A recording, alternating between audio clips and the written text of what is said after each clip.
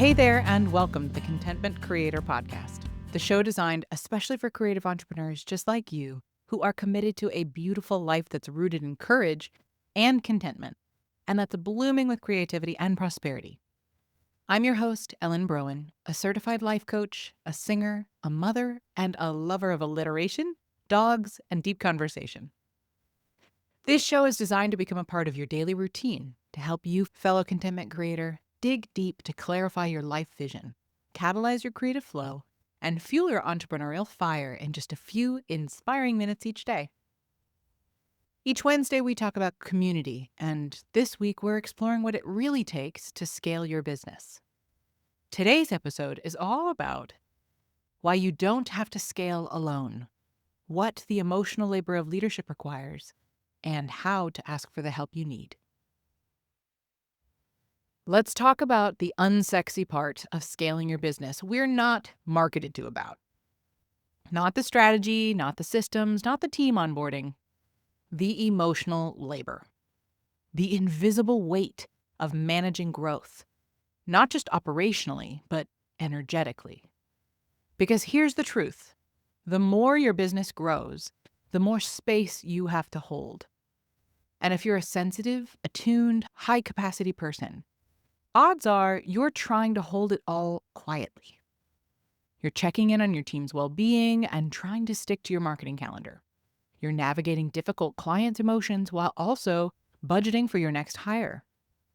You're leading with integrity, care, and presence. But you're carrying the mental load of 10 people and wondering why you're so tired at the end of the day. This is the emotional labor of leadership. And it gets heavier the more you scale. What I see so often in myself and in my clients is this deeply ingrained belief that we should be able to handle it, that asking for help is a sign of poor planning, that needing more support means we're somehow less capable. But leadership doesn't mean shouldering everything yourself. It means learning how to share the weight and still feel like yourself underneath it. I remember a season in my business when I felt like I was drowning in responsibilities that technically weren't mine. Team members would come to me with emotional process work. Decisions would get stuck waiting on me. I was managing not only tasks, but energy. And it was exhausting. It wasn't that I didn't have help. I just wasn't using it in the right way. I hadn't yet learned how to differentiate between the kind of support that soothes me emotionally and the kind that actually lightens my load. One of the biggest shifts I've made is getting clearer about my internal needs and my external ask. Because not all support is created equal. Sometimes what you need is a sounding board, a trusted peer, a mentor, someone who can witness your process without needing you to explain or justify. For me, this is typically my life coach.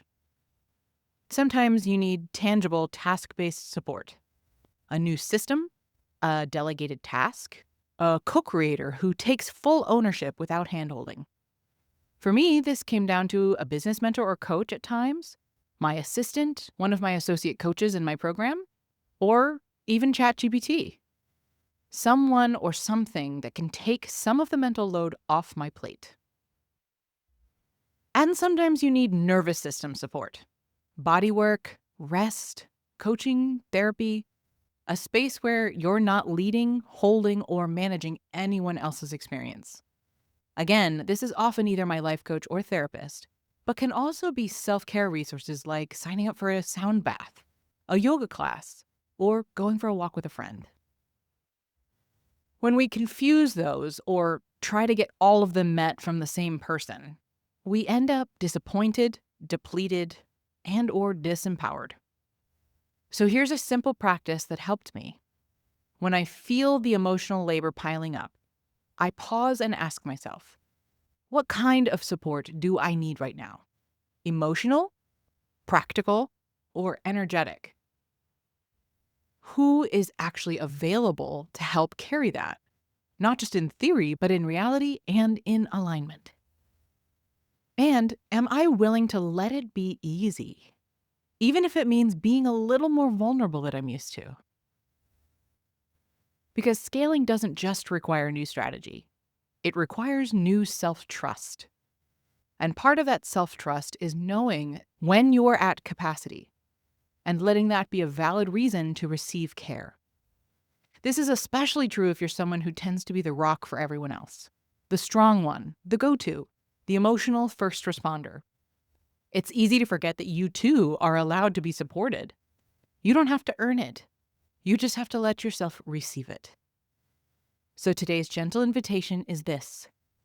If you're shouldering it all right now, silently, stoically, and skillfully, please check in. Where are you quietly maxed out? Where are you pretending to be okay just to keep the wheels turning? And what would it feel like to let someone see the weight you're carrying and help you carry it? That's not weakness, that's wise leadership. Because the goal isn't to scale your business at the cost of your well-being. The goal is to build something that's big enough, spacious enough, and honest enough to hold all of you.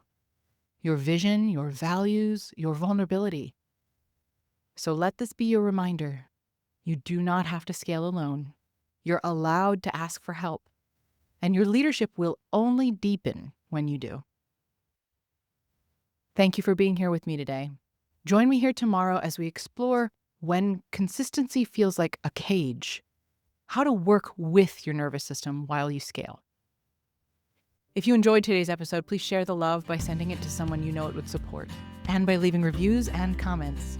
It would truly mean the world to me to hear from you and to support those you care about.